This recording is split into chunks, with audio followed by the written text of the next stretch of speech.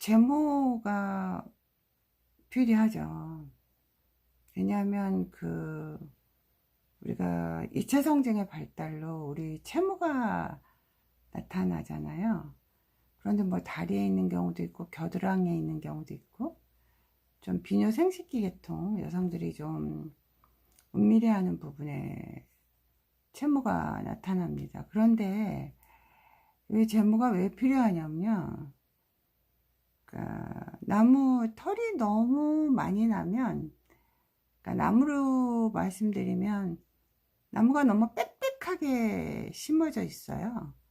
그러면 각기 그 나무들이 제대로 발달할 수 없어요.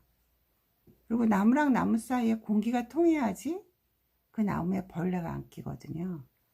근데 채모가 너무 많으면 그 사이에 숨을 쉴 수가 없어요. 그래서 2차 감염 같은 게 많이 생기죠. 그래서 그런 것들 때문에 겨드랑이에서 냄새도 많이 나고, 또 여성들이 좀 문밀하고 부끄러워하는 부분에서도 털이 많이 나요. 그래서 그쪽에서 제모를 하는 거죠.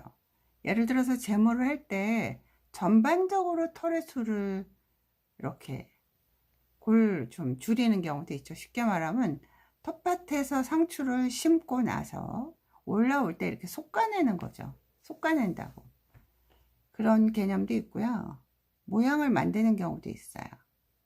그 비너스 언덕에 사랑의 하트 모양을 만드는 경우도 있고, 역삼각형을 만드는 경우도 있고, 동그랗게 만드는 경우도 있고, 여러 가지가 있습니다.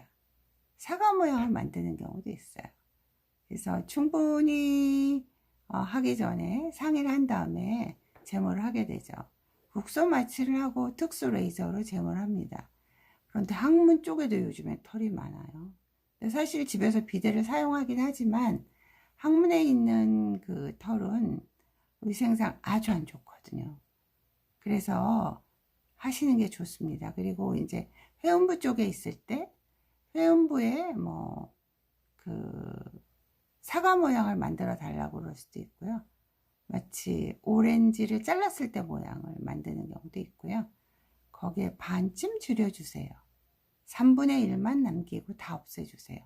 이런 다양한 그 환자들의 취향이 있습니다. 그래서 마치 헤어 커트 하는 것처럼, 헤어 디자인 하는 것처럼 외음부 제모도 디자인을 미리 하고, 환자랑 컴퓨터 그래픽에 의해서 이런 모양을 원하십니까 해서 미리 이야기를 하고 그 모양이랑 똑같이 해드립니다.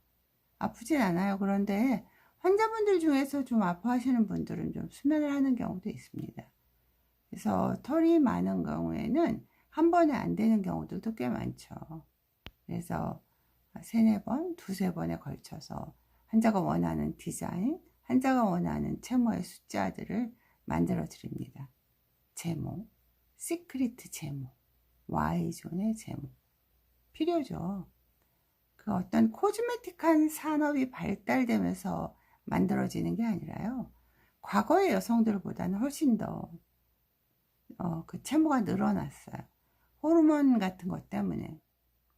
예를 들어서 다낭성 낭종인 경우에도 그 이쪽 뒤, 목 뒤로도 검은색을 띠실 수 있고요. 외음부 쪽에도 그 Y존 쪽에다 색깔이 검게 침착되는 경우도 많고요. 채모가 유난히 많아서 그 비너스 언덕부터 배꼽까지 연결되는 경우도 있습니다. 그런 경우에는 어떤 심리적인 우울감 이런 것들이 굉장히 많거든요.